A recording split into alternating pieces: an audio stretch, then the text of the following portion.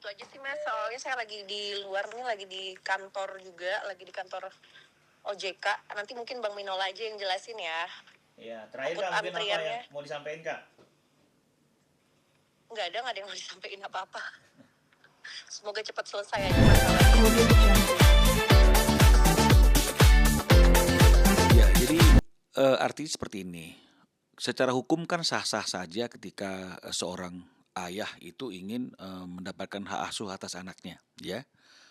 Tapi kan kita harus ingat undang-undang itu sudah memberikan hak kepada ibu, ya hak asuh, ya untuk anak-anak yang masih di bawah umur, ya.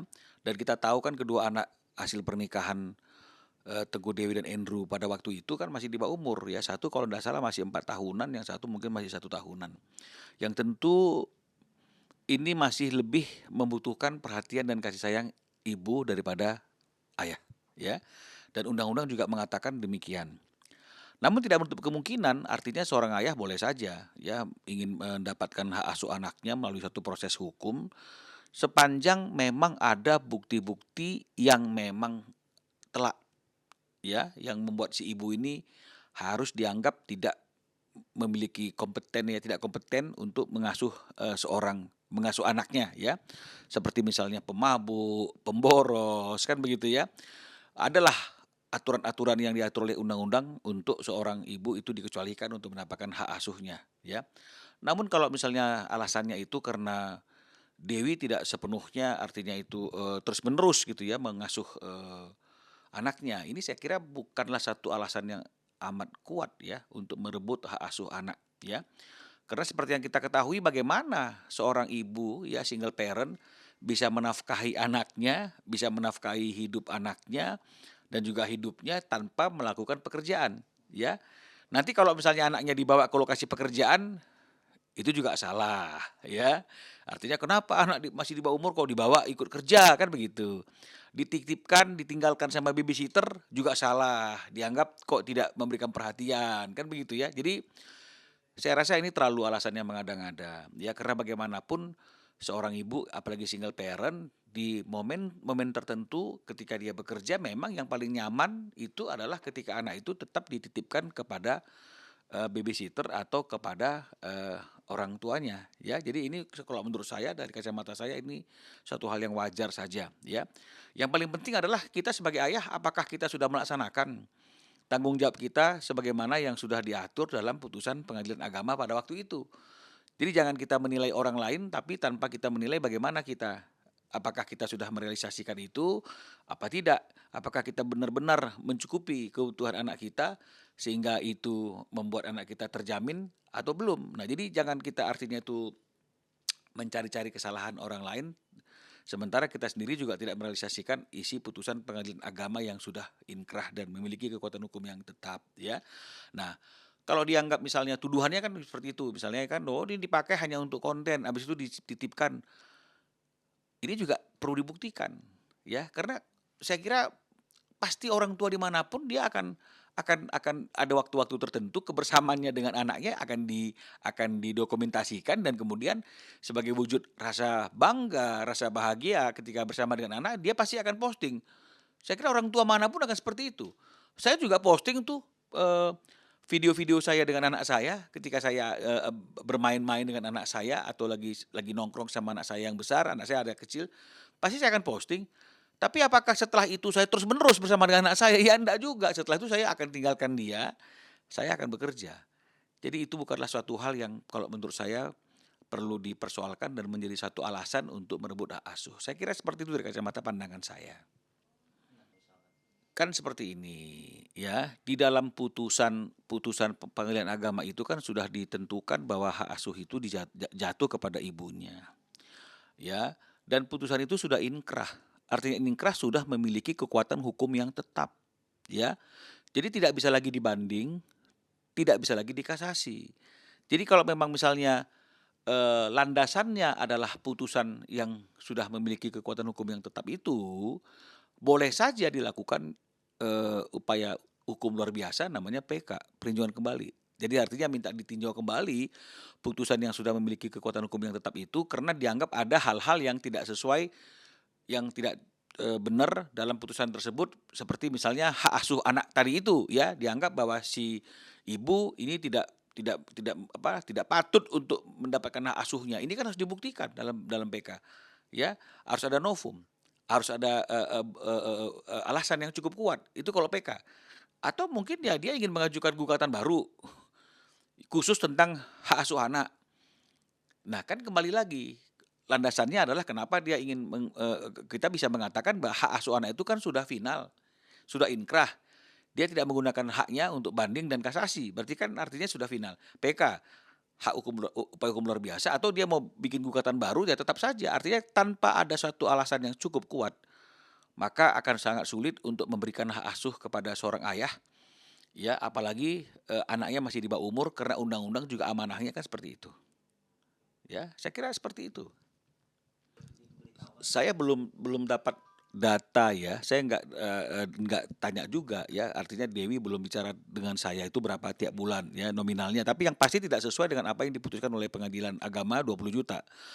Nah, kalau misalnya kita berpikir logis, oh yang penting saya kasih tanggung jawab saya meskipun tidak sesuai dengan kebutuhan atau tidak sesuai dengan putusan. Andaikan tidak ada perceraian, ya anak itu butuh biaya nafkah, biaya hidup, biaya kesehatan. Boleh nggak kita artinya itu berapa adanya saja? Ya kalau tidak mampu ya nggak apa-apa. Tapi artinya kebutuhan anak itu kan tidak bisa seperti itu. Ya misalnya anaknya sakit, uang susu anak, ya udahlah cuma adanya segini, ya udahlah gunakan apa adanya aja. Nggak bisa seperti itu toh. Nah, jadi artinya eh kenapa dimintakan 20 juta itu? Karena memang Dewi menganggap bahwa itu adalah batas biaya yang minim untuk kebutuhan seorang anak. Ya, karena 20 juta itu 2 anak kan masing-masing 10 juta nih. Di situ uang mungkin uang bajunya, uang kebutuhan-kebutuhannya dia, kan begitu. Nah, jadi kalau misalnya kita memberikan sekedarnya kan ini kan juga nggak pantas ya. Nah, karena dalam proses persidangan itu pasti majelis hakim akan menilai apakah yang kita mintakan itu masih dapat diterima akal sehat untuk kebutuhan pertumbuhan seorang anak atau tidak. Karena kalau misalnya dianggap itu tidak relevan kebutuhannya seorang anak, pasti majelis hakim kan juga bisa menggunakan haknya untuk tidak mengabulkan apa yang dituntut oleh Tengku Dewi dan hanya mengabulkan yang menurut majelis hakim yang dianggap pantas untuk biaya hidup seorang anak. Nah, tapi karena dianggap ini sangat masuk akal ya, anaknya masih di bawah umur, uang sekolah, uang baju, uang ini, uang kesehatan, kalau sakit belum lagi hal-hal yang lain, dianggap ya wajar lah 10 juta satu anak satu bulan dan ada 2 anak 20 juta kan begitu, apalagi ada yang bayi ya, biaya pampersnya semua segala macam, biaya pengasuhnya kan begitu. Jadi artinya ketika itu tidak direalisasikan dan tidak dipenuhi oleh Andrew, terus kalau Dewi tidak bekerja dan tidak meninggalkan anaknya, tidak dan menitipkan anaknya untuk diasuh oleh babysitter supaya nyaman ketika Dewi bekerja, lalu mau pakai apa untuk mencukupi kebutuhan anak ini? Nah, ini yang harus kita pikirkan. Jadi jangan kita berpikir setelah kita selesai pisah dengan ibunya, terus anaknya juga tidak ada kewajiban kita lagi dan kita berpikir ya kan lu sama ibu kamu ya udah sekedarnya aja berapa saya mampu. Nah, ini yang nggak benar. Karena kan seorang ayah itu kan dimanapun dia akan berjuang sekuat tenaga, semaksimal mungkin untuk bisa memenuhi kebutuhan anaknya. Artinya tidak ada kata pasrah atau ya semampunya seperti itu kan, ini kan sepertinya hopeless seperti itu ya. Nah, tapi saya kira semua ayah dimanapun dia akan berusaha untuk mencukupkan dan memenuhi segala kebutuhan yang dibutuhkan, kebutuhan wajar oleh anaknya. Begini dia ya, dalam elemen sebuah gugatan perceraian, hukum itu mengatur hal-hal yang bisa dimintakan, ya. Jadi artinya itu permintaan yang diajukan oleh Dewi ketika mengajukan gugatan dan kemudian dikabulkan dan sudah menjadi putusan yang tetap, itu bukanlah suatu hal yang aneh, bukanlah suatu hal yang tidak wajar, ya. Karena nggak mungkin juga kalau nggak ada landasan hukumnya dan tidak wajar dikabulkan oleh majelis hakim. Dan seluruh perceraian yang ada di Indonesia ini, kita boleh lihat pasti ada putusannya itu mengatur tentang hak nafkah anak. Berapa jumlahnya juga diatur dan mekanismenya juga pasti itu dalam bentuk uang, ya. Jadi kalau misalnya kemudian bentuknya itu saya bayar langsung, saya kasih aplikasi, itu kan memang nggak diatur. Kalau memang misalnya atas dasar kesepakatan berdua setelah perceraian itu terjadi, mungkin bisa-bisa saja. Tapi memang secara umum hukum itu mengaturnya sedemikian. Undang-undang kompilasi hukum agama Islam juga seperti itu, dikasih tahu gitu loh, bahwa ada kewajiban-kewajiban mantan suami kepada istrinya pun sebenarnya ada kewajibannya kalau menurut kompilasi hukum Islam sepanjang istrinya belum menikah lagi, bukan hanya kepada anak, kan begitu. Dan ini suatu hal yang lazim. Jadi jangan mempersoalkannya sekarang hanya untuk supaya kita terhindar dari kewajiban dan tanggung jawab dan supaya kelihatan apa yang kita lakukan itu adalah logis dan normal, ya. Jadi artinya eh, kita jangan berkilah seperti itu karena harusnya kalau memang dia keberatan, dia tidak mau melaksanakan apa yang menjadi putusan pengadilan agama itu yang berawal dari permintaan Dewi dalam sebuah gugatan, dia harusnya itu pada waktu persidangan itu datang dan kemudian mengajukan keberatan. Sehingga akhirnya hakim bisa melihat dan mempertimbangkannya atau banding atau kasasi. Nah sekarang PK, ya boleh nggak artinya itu dia rubah bentuk supportnya kepada anaknya itu dalam bentuk seperti apa yang disampaikan. Ini kan sebenarnya kan harus by legal, ya by keputusan. Karena itu kan juga bukan maunya Dewi, tapi itu perintah amanah dari undang-undang. Jadi nggak bisa setelah putusan itu keluar, perintah pengadilan itu keluar, mekanisme penyerahan itu seperti itu, 20 juta rupiah per bulan, terus kemudian kita mengatakan, saya nggak mau 20 juta per bulan, saya maunya langsung bayar uang sekolahnya ke sekolahnya, langsung belikan GoFood-nya, bagi aplikasi kan. Ini kok sekarang ngomongnya gitu loh. Tetap itu kan tidak sesuai dengan amanah atau perintah dari putusan pengadilan agama, kan begitu. Saya kira kan memang seperti itu, logikanya kan seperti itu kan, yang diperintahkan apa, yang dijalankan apa. Boleh nggak suatu putusan itu kita merealisasikannya sesuai dengan selera kita dan bertentangan dengan putusan? Saya kira orang manapun ketika ditanya pasti nggak boleh. Karena memang harus dijalankan seperti apa yang tertulis dalam putusan tersebut. Ya, jadi seperti misalnya ada putusan hutang piutang misalnya, memerintahkan untuk membayar kewajiban seperti kepada tergugat misalnya, kepada yang dikalahkan itu misalnya X rupiah. Terus kita bilang, loh bentuknya kan bisa macam-macam, saya kan bisa cicil, saya kan bisa ini. Loh, putusannya bilang sekaligus, ya sekaligus.